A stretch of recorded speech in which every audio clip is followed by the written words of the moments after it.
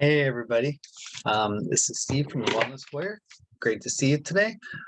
Today we're going to talk about food spectrum. So let me flip over to my presentation for today.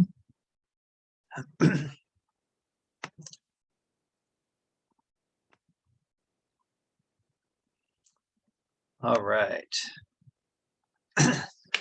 All right, so today we're going to talk about the food spectrum.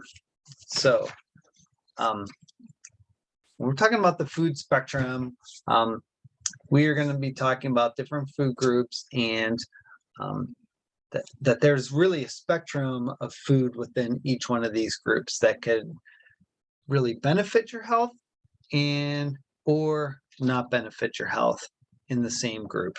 So that will be our topic for today. All right, so don't forget, this is for educational and informational purposes only. Before you do any diet changes, supplement changes, you should consult your doctor. And this is not a substitute for any advice that your doctor has given or your mental health professional has given you. All right, so as far as me, I am a nationally board certified health and wellness coach through NBCHWC. I am a race director, primal health coach level 2. My nature connection is bird watching, and for my clients, I like them to ultimately achieve health and happiness. Happiness can really change a lot of your health factors in the positive direction just by having that positive attitude. But today we're talking about the food spectrum. So the first thing we need to address as far as this food spectrum go is whole foods versus processed foods. So these are the very, very basic differences. So as you can see, I put some processed foods on there. I also put some whole foods on there. You can see they both have equally as different colors, but one of those is full of nutrients and one of them has no nutrients. One of those is created by plants and animals. One of them is created by a lot of manipulation of ingredients. All right. How do we get some of those ingredients? Well, a lot of heat and pressure is added to make some of those ingredients for these processed foods. Whole foods generally have one ingredient. Processed foods usually generally have a lot of ingredients or many ingredients. Whole foods don't really have anything added. And to make all those fancy colors that you see in the picture on the bottom right, in the United States, and this is outlawed in some other countries, but in the United States, they use petroleum products to actually make food coloring. So anytime you see like red number 4 or blue number 10 or whatever the numbers are, when you see those, you can say without a doubt that some of those are made out of oil from the ground. That's how they get some of these colors. So pretty gross. So keep an eye out for those. So the things that we'll touch on today, and I'm not going to take a deep dive into any one of these categories. This is going to be more superficial for right now. Red meat, and we're going to just ball these 3 things together: beef, lamb, and pork. Poultry and eggs we'll touch on real quick. Seafood, vegetables and fruits, nuts and seeds, dairy. So ask yourself, where were these plants raised? Were the animals that you eat happy? And how were those things treated, whether they're plants or animals?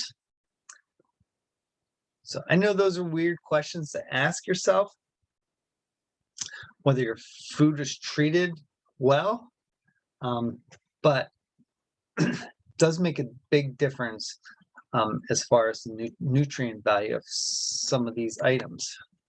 So let's talk about red meat first. So there are grass-fed animals, grass-fed and finished, and there is grain-fed animals. So if you just think about these two pictures that I put up here, one is a feedlot down at the bottom, and these are cows at the top that are on a pasture. So think about which of those animals are happier.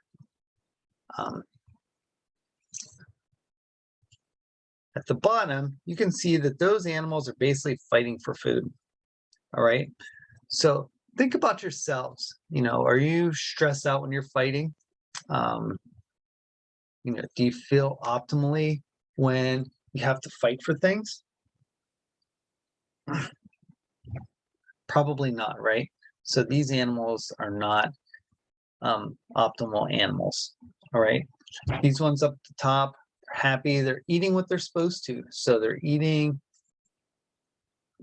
animals that have 4 stomachs should be eating grasses. So they can use those stomachs to, rotate that stuff around and digest them. Down at the bottom, they're eating grains. All right. For the most part, livestock are not really designed to eat grains, as people are not as well. So I heard somebody say one time, you are what your food eats. So do you want your food eating,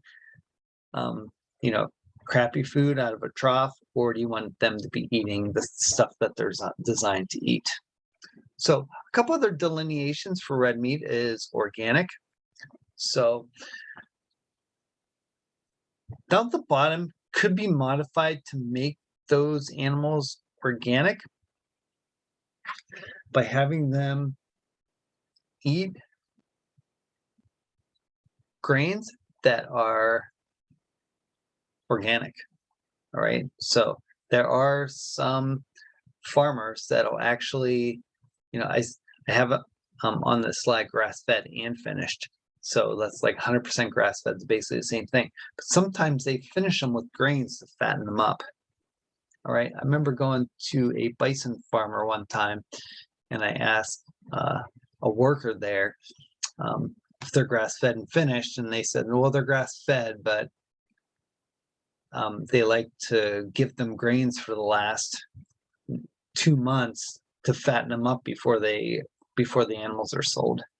So that changes the omega-3 or the inflammatories in the meat, and it changes how nutrient rich they are for us.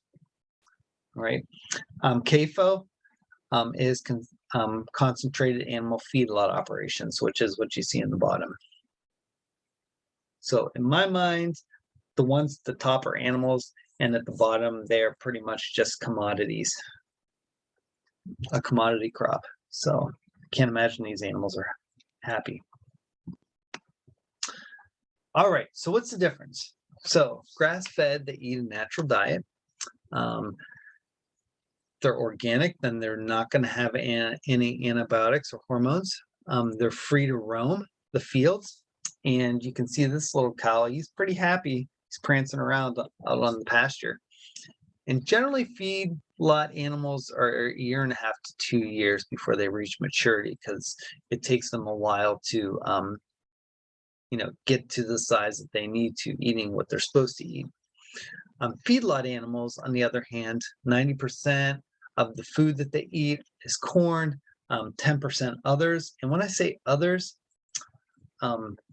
they could be fed bags of Skittles or stale products that were expired at a store. I talked to one farmer one time, and the farmer said that, oh yeah, our animals are grass-fed, but we also take all the pastries from the bakery that are expired that they can't sell because it has to be fresh, and they feed all that stuff to the cattle. I don't know. in my mind, I'm not thinking that, the cows that I want to be eating are eating donuts. Um, just want to eat the donuts myself. All right. So generally, these feedlot animals are fed a lot of hormones and antibiotics, because if you look at these pictures on the other side, if you're in with all these animals, there is a very high chance that the diseases are going to be, passed very easily from one animal to the next. So they're going to get sick a lot easier.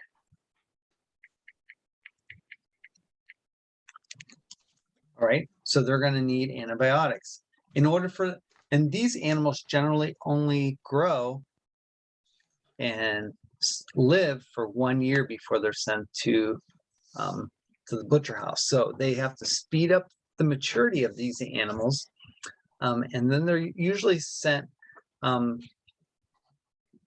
the slaughterhouse after a year. So they got to pump them with hormones to get them big enough that they can actually sell.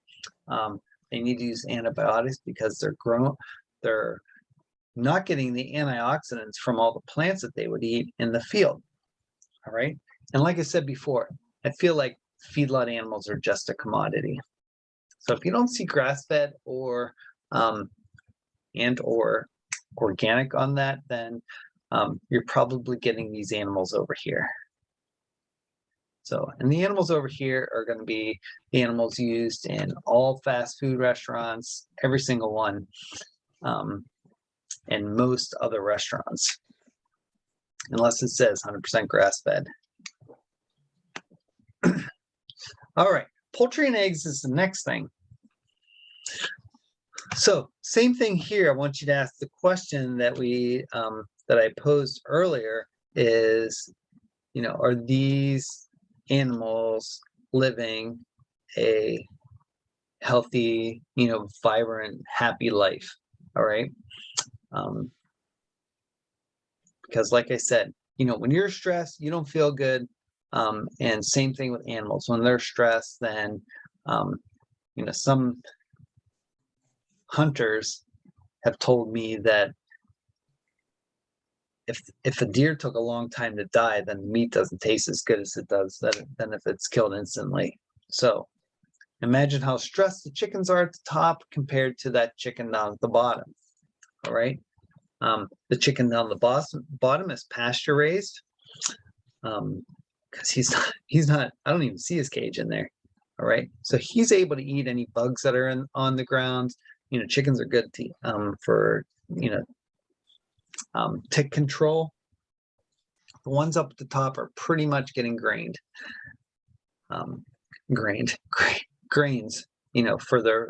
for all their sustenance. All right. Chickens are omnivores, so feeding them all grains is not what they're designed to eat. There's a lot of misleading labeling in the chicken industry. Pastured is the best. Organic pastured is good. Free range doesn't necessarily mean too much. Free range means that the door's open, and if they want to go outside, they can, but it doesn't mean that they're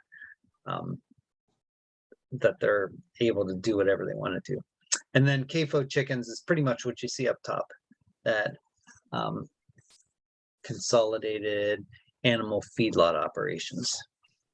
So unhappy chickens, or these chickens here.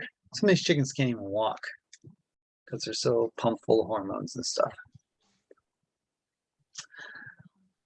So just to dive a little bit deeper into beef, chicken, and pork, the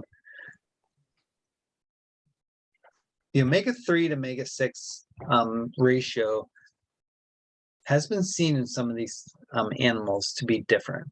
So when the animals are eating what they're supposed to, they generally have more omega-3s, which is anti-inflammatory. And when they're stressed out, like at the top, or they're just getting grains, then their meat tends to have more omega-6s, which is inflammatory. So you are what your food eats. So if you're eating animals that were stressed out, then you're going to get those omega-3s or omega-6s that cause inflammation. So something to think about. So just to go through organic a little bit more, that means that the animals do have outdoor access and an organic feed. All right, so under the organic label, they're not supposed, or there's some instances where they would have antibiotics, but generally it's no antibiotics, no drugs, no hormones. Although sometimes they are fed organic, corn or soy. So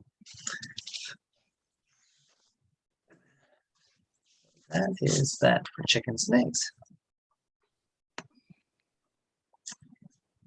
All right, so pasture versus CAFO eggs. So this is dissected a little bit more, but you can see the coloration difference between the yolk of a conventional farmed egg compared to,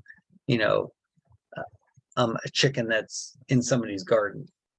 All right, big difference. Way more nutritious, with more nutritious food. So you can see these free-range ones aren't much different than the caged and the conventional farmed ones. But the ones that are on a pasture, that are fed organic feed, that are in a garden, is a lot better, more colorful. So we're looking for that orangish color. And these are actually our eggs that we get from not a farmer, but somebody that has chickens in their backyard. So these are all different species of chickens. So that's why they all look like Easter eggs or colorful eggs. All right, this is from the organization that certifies humane.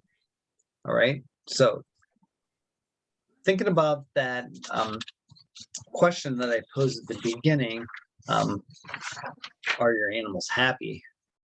And as far as humane, some people care about humane, some people don't. But, do you want your meat to be treated like those chickens at the top, all caged up, and they're just plopping out eggs and dropping them into a trough?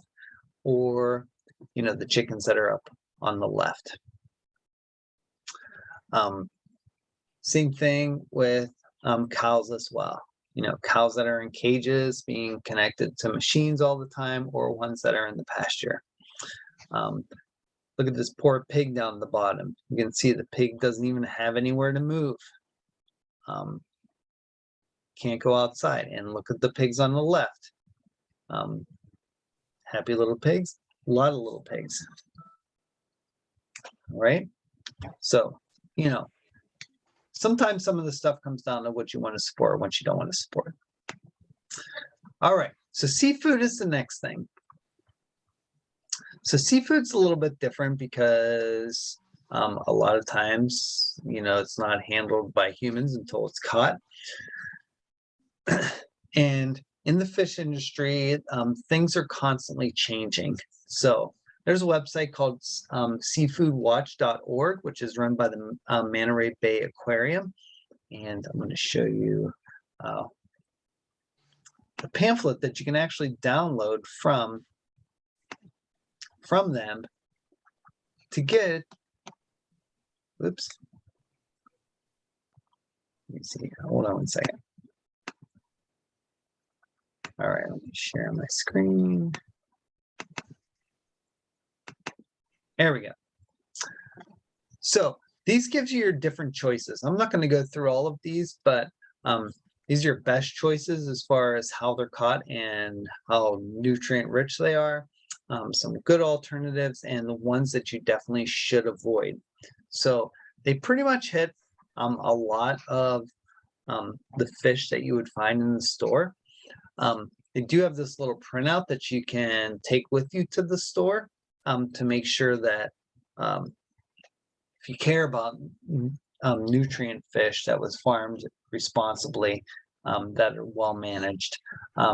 So it is sustainable. So, you know, our children and our grandchildren will have, you know, fish from the sea in order to eat.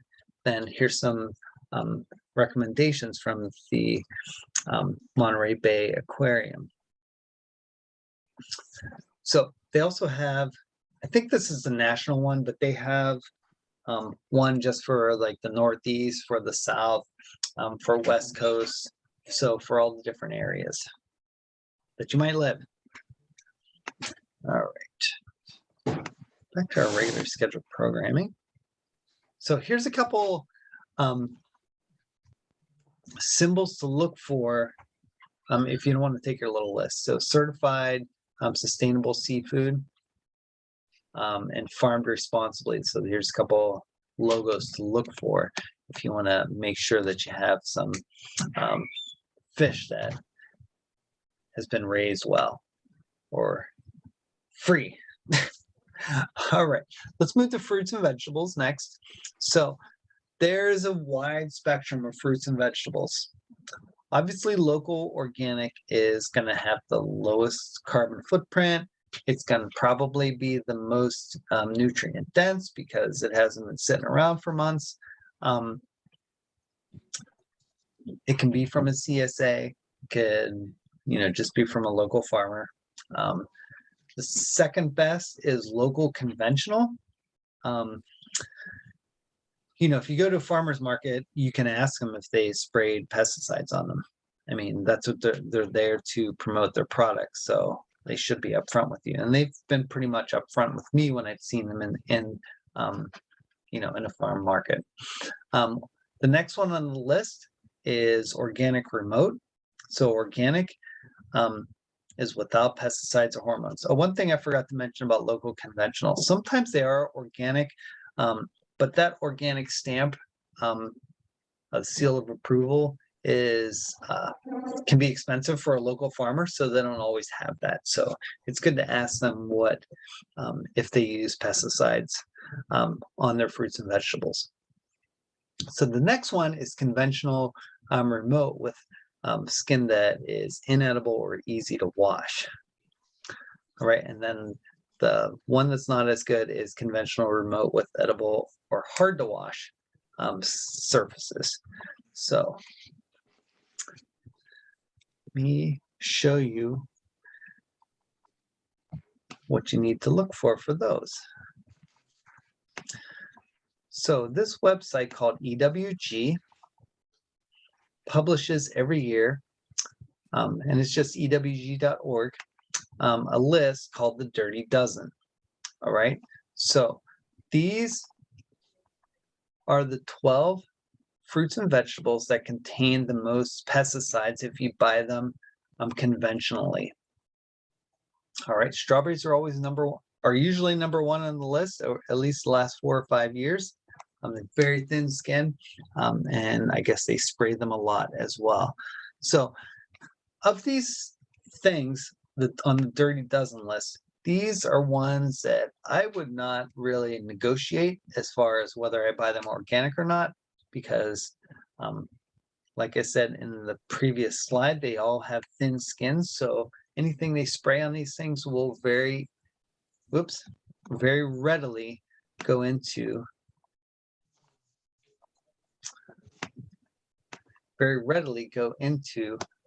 the fruits and vegetables. And I forgot to hit the button.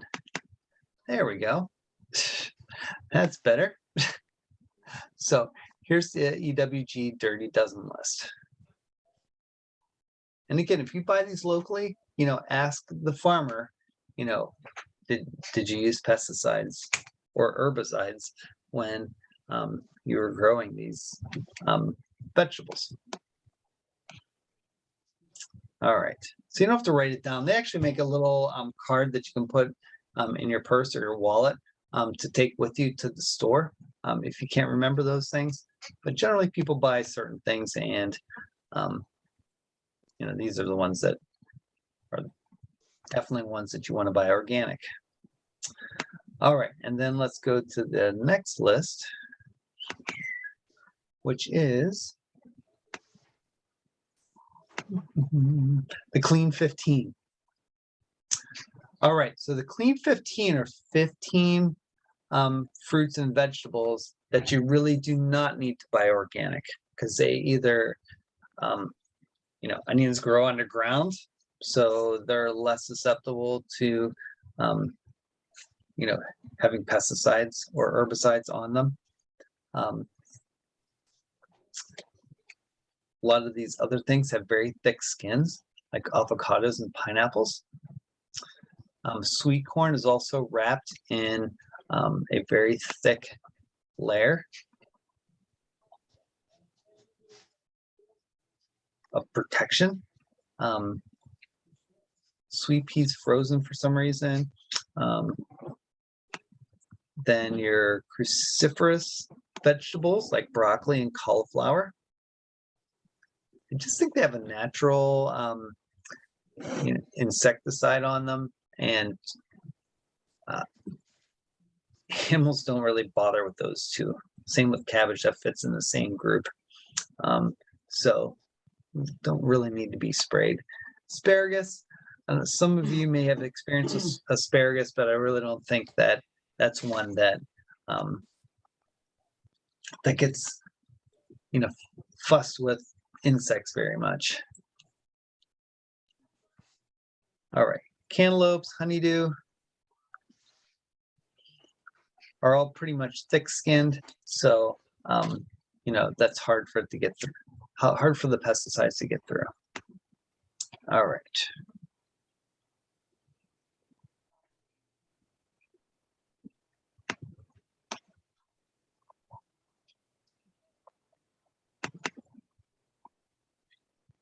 Oops.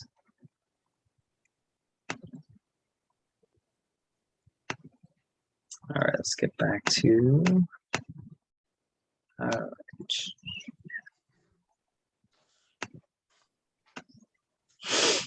Okay, good. All right, moving along here. Thinking about the specific fruits and vegetables to actually pick. So these are nutrient-dense vegetables. So beets, broccoli, Brussels sprouts, carrots, cauliflower, and you can read some of the other lists have very high amounts of vitamins, antioxidants, minerals, soluble fiber. So if you're supposed to get more fiber, these are good go-tos for those particular things. All right, pay attention to the ones that are on the dirty dozen list, like bell peppers, and that might be, kale is one on the dirty dozen list as well. So make sure you buy those organic, but some of the other ones you can buy not organic. So a little bit easier. So nutrient dense. Some of these you may like, you might not like. So there's plenty there for you to choose from.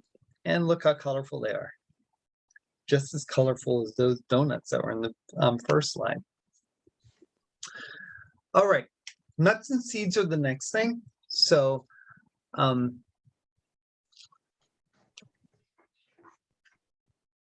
some nuts do have high in omega-6s, and some of them are lower. You can see macadamia nuts have a low amount of omega-6. They're a little bit more fatty, but fat in this situation's okay.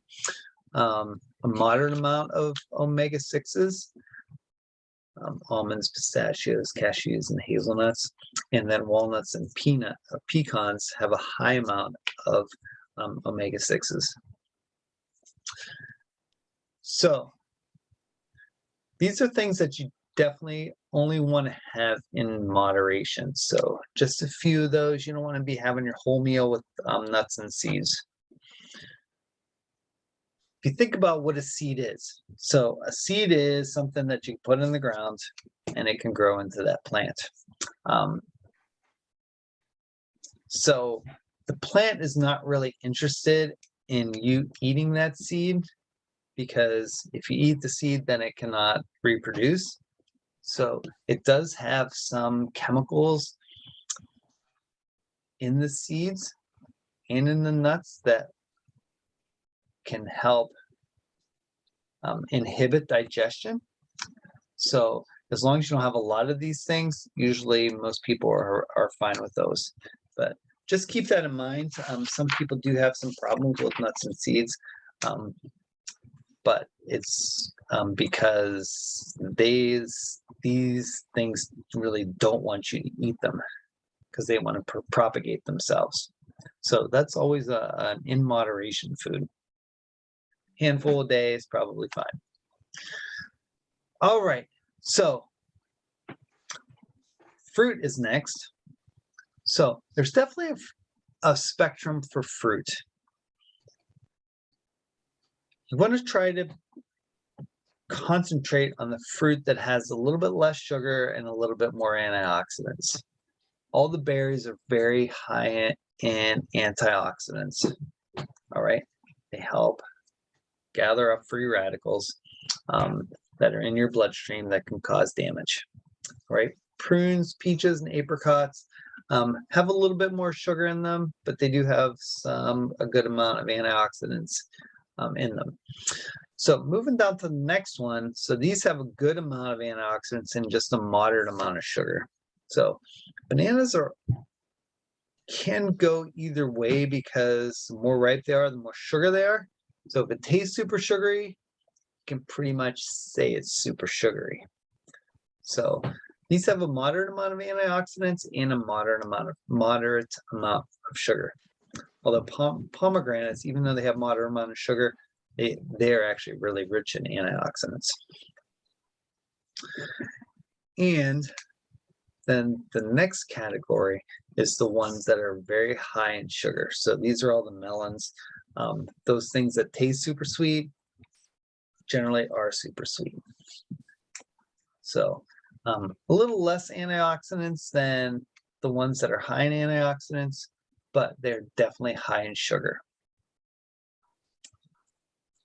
So, and then look at the EWG.org for the ones that have a lot of pesticides on them compared to ones that you really could probably not have to buy organic. All right.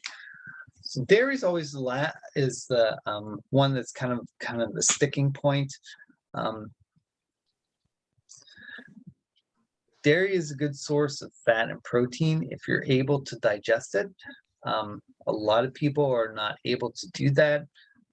It seems like more Northern Europeans are able to do that because they've had these animals contributing to their diet for maybe thousands of years, as compared to some other areas of the world that have not had cows very long and they don't have the digestive enzymes to handle those things.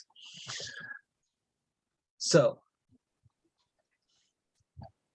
very similar to what we saw for beef, in that we want to have organic, grass-fed, and finished products when we're talking about dairy. Those are going to be the best ones for us, the most nutrient-rich, and we're not going to have to worry about having hormones in our dairy, cheese, milk, and stuff like that.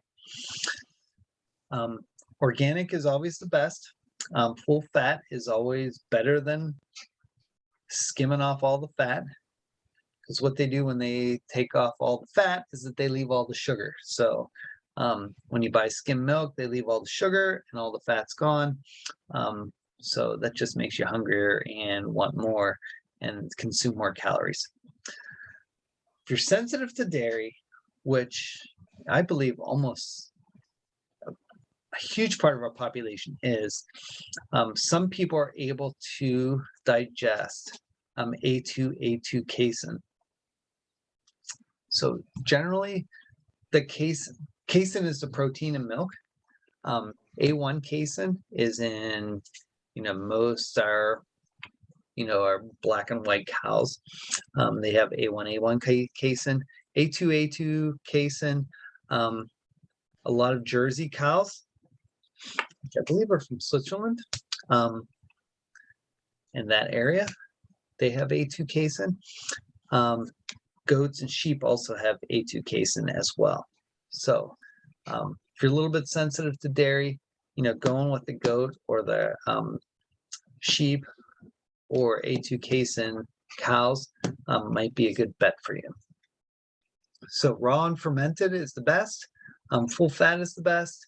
And think about things that are, that are fermented, like I said, like yogurt and kefir are some of the things that are fermented that can support your health.